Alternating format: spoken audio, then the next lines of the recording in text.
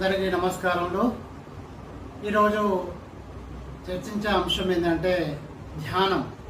దీన్ని మెడిటేషన్ అంటాం. మనకు ధ్యానం అనేది మన మనసుకు చేసే ఒక ఎక్సర్సైజ్. బాడీకి ఎలా ఎక్సర్సైజ్ చేస్తామో మనసుకు కూడా మనసును అదుపులో ఉంచుకోవడానికి చేసే ఎక్సర్సైజ్నే ధ్యానం అంటాం.